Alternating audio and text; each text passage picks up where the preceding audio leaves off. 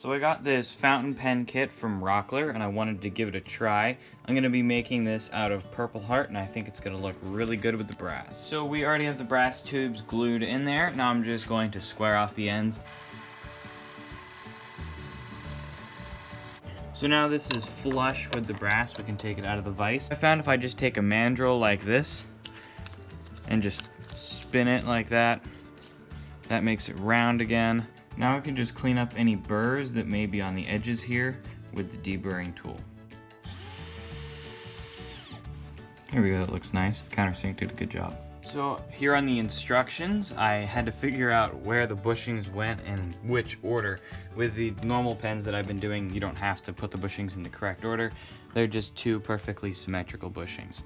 So I took a pair of digital calipers just so I could measure the distances of these,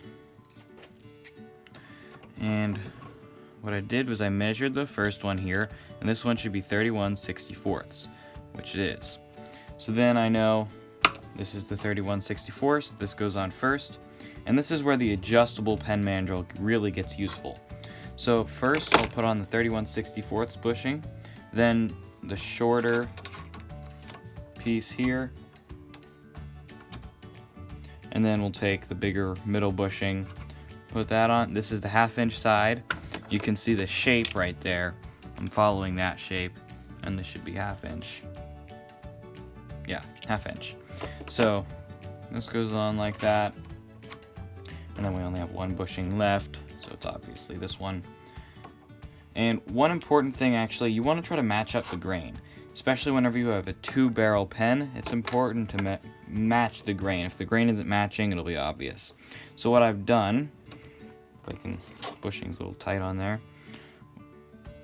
Take that out. There. So obviously I know that these two ends go together. Especially helps because there's finish on just that one side. But I drew some lines on the inside. So these two ends go together. I took a Sharpie and marked it. And then I also drew some pencil lines. See, right here. They've kind of worn away already a little bit. But right here and here. Yeah. I'm going to remark these lines just to make sure, because I want this to go in like this, turn it down like this, and when I assemble it, I want to make sure the grain is lined up so it's not going to be obvious. So I'm going to get a Sharpie and mark that. So just make those lines there. And whenever I turn that down, of course, we'll get rid of those lines. So just to make sure I put the two right ends together, I'll just make a mark with the Sharpie inside of the barrel so I know which two ends go together. So now let's go ahead and put these back on the lathe in the correct orientation. So first I'll put on this bushing, then this one, and this piece.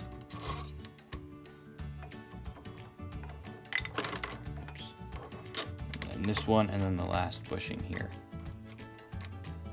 And I can bring out the pen mandrel a little bit. There we go. So now we have everything on the mandrel here. I just need it to be a little bit longer. So slide that down, just like that. I can tighten up these screws right here. It's basically tightening down on a collet, kind of like how whenever you grab an end mill using the mill, it's a similar mechanism with the collet. That tight, not too tight though. Now this rod won't move, so we can slide these on lined up. Take our washer, slide that on. Put our knurled brass nut on. We can bring our tailstock in. Oops, gotta move my tool rest. So with this in there, tighten up our tool, our tailstock, loosen that up, put some pressure right there, make sure this is nice and tight. There we go. Those aren't going to move. nice and tight. And we'll tighten down our tailstock here. Right there. Everything spins without hitting the tailstock. Alright, now we can go ahead and turn these down. I recently converted my lathe to a variable speed using an old treadmill motor, and it seems to work great. So what I have to do is turn the switch on, and then over here, eventually I'll get a little bit of a better system here. I can turn the knob all the way off, which it is, and then I'll slowly turn it on, and the lathe will turn on.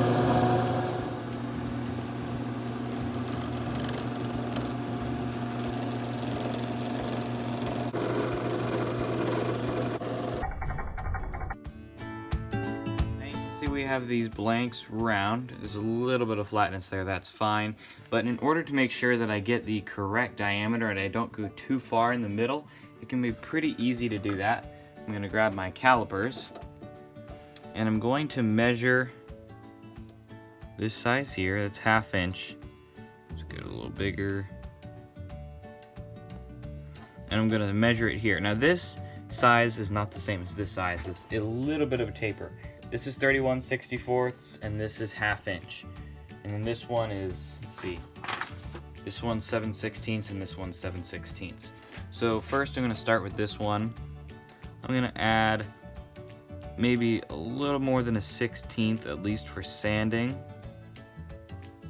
That's good. Okay, so now I'm going to make a part in with the parting tool here and get the correct diameter, and then I'll do the same thing over here.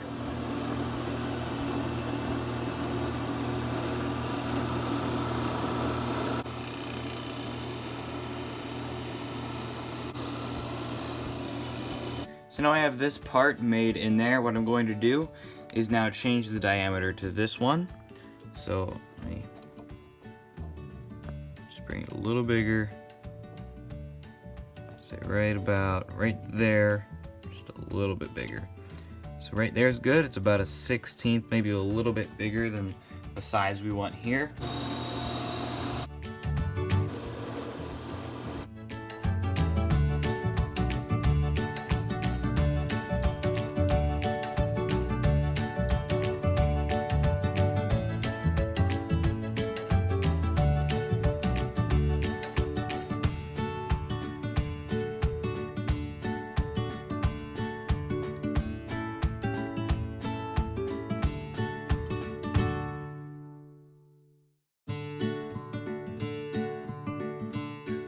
So after a long time of turning, you can say I have these turned down to the final shape that I like. Of course, we're gonna go in and sand, and that changes the shape to really a final definition of the shape. This is looking really nice. I'm liking how it looks. I have it down to the bushings, and it's hard to notice, but there's just a little bit of a crown on each one. And it's very subtle, but I really like how it looks. I've never been a fan of whenever they put big bulges on it. I don't know if I'm the only one, but I've known some people agree with me that those just, I personally find that pretty ugly. Now I like it just being subtle. I think it really makes it look professional. So I'm gonna go ahead and sand these to probably a 600 grit finish, because when you're on the lathe, it's not too hard to sand. So I'm just gonna go up to 600, and this is gonna look really nice. But it already is looking nice. Start with 180 grit.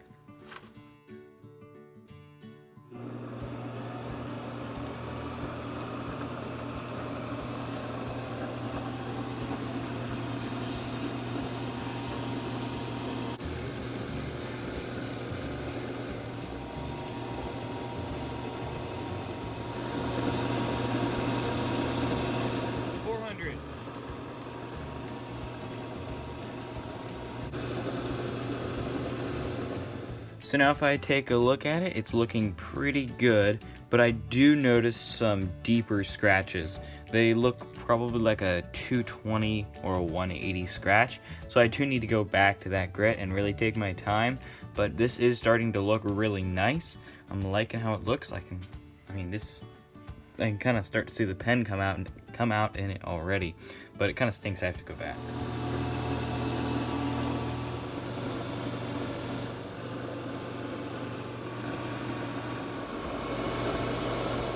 almost done, but I think I can just barely see some really light scratches that I just need to take out with the 600. But other than that, this is looking really nice.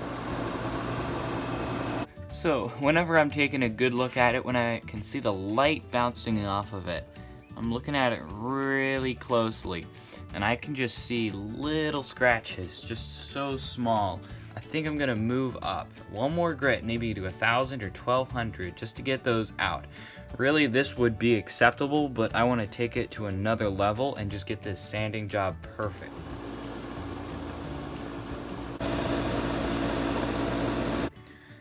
So that's the finish I was looking for, just almost perfect there. I can't see any small scratches at all. It looks really nice. Now all we need to do is bring the purple back out in the wood, and to do that I'm going to use heat. So to create the heat, I'm going to use this heat gun. I've seen plenty of people just use a torch and do that real slow. I found a heat gun works great, and I don't have a torch. So I'm going to go ahead and turn the lathe on and do this.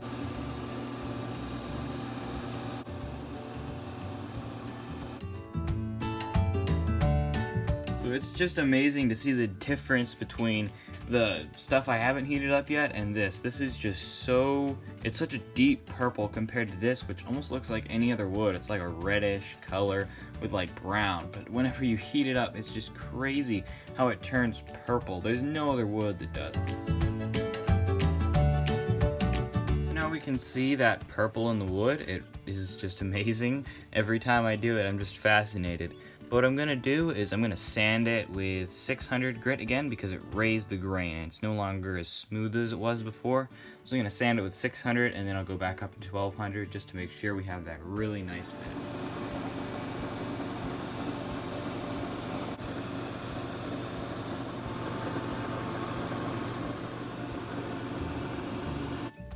So now this is nice and smooth again.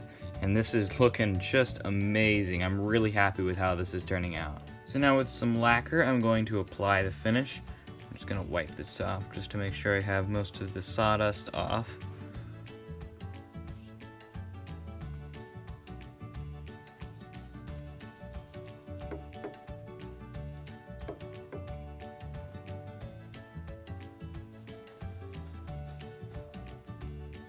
So I'm just gonna put a bunch of coats on. I might maybe do something like 10 just because it dries so quickly. I can just put a coat on and then wipe it on and then wipe it off and then let it sit for maybe a minute, and then I can wipe on more since we're applying pretty thin coats. But this really is starting to look amazing. And I like the finish with the lacquer. It leaves a really nice satin finish.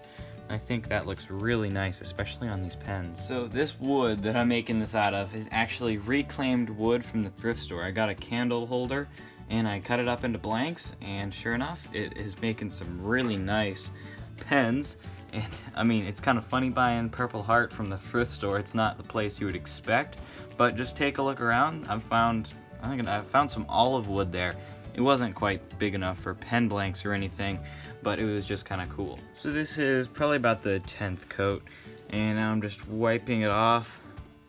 Make sure there's no drips. This is looking really nice with a really nice satin finish. And what I'm going to do now is just let this sit for about 5 minutes before I touch it and take it off the lathe to really let that dry. So the lacquer is all dry. I can go ahead and pull this off the lathe. And personally, I like the lacquer better than what most people use. A CA finish. They use basically super glue, but it has a very high luster to it, which I don't really like as much as just the satin finish that the lacquer gives. I think it's a little bit too glossy. I think this is kind of like the perfect finish here. So now I'll take my bushings off. Here's our first one. That looks really nice. And we'll pull off the second one. And this is the cap.